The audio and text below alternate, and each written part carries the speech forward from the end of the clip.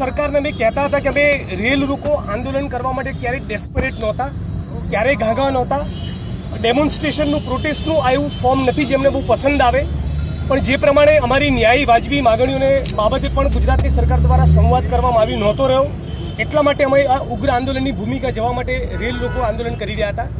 પણ ગઈકાલે અમે સામે ચાલીને પ્રોએક્ટિવલી સરકારને સંપર્ક કર્યો અને સરકારને કહ્યું કે જે પ્રમાણે પરિસ્થિતિનું નિર્માણ થયું છે અને પોલીસને પણ વાતાવરણ ડહોળાય એવી શંકા છે, અમારા પણ હજારોની તાદાદમાં લોકો આવવાના છે. બહેતર છે કે સરકાર અમારી સાથે સંવાદ કરે. અમારી માગણીઓ ન્યાયી અને વાજબી છે. અમે એવા તમામ દલિત પરિવારો જેની પાસે BPL કાર્ડ નથી, રહેવા ઘરના પ્લોટ નથી અને ખેડવા જમીન નથી અને જમીનનો ટુકડો માગીએ છીએ. આ ન્યાયી વાજબી માગણીઓ બાબતે ગુજરાતના હોમ મિનિસ્ટર પ્રદીપસિંહ જાડેજાએ અમારી સાથે સંવાદ કરવાની, બેસીને વાત કરવાની તૈયારી બતાવી. એટલા માટે અમે રેલ લોકોનો આ કાર્યક્રમ પૂર્ણ જાહેર કરેલો છે. પણ આંદોલન અમારું જારી રહેશે અને આશા રાખીએ કે ગુજરાતની સરકાર દ્વારા અમારી આ ન્યાયી વાજબી માગણીઓનો શાંતિપૂર્ણ રીતે વેળાસર ઉકેલ લાવવામાં આવે. આજે અહીંયા હું શાંતિનો સંદેશ લઈને આવ્યો છું કે જે કોઈ પણ ભારતીય મિત્રો આવે એ બધાની વચ્ચે વાત થાય કે કયા કારણસર રેલ લોકોનો પ્રોગ્રામ એમાં મોકૂફ કર્યો છે અને એમની વચ્ચે એ વાત પણ મૂકી શકાય કે જો આપણી માગણીઓ સ્વીકારવામાં નહીં આવે તો ડેફિનેટલી આંદોલન તો ચાલુ રહેશે.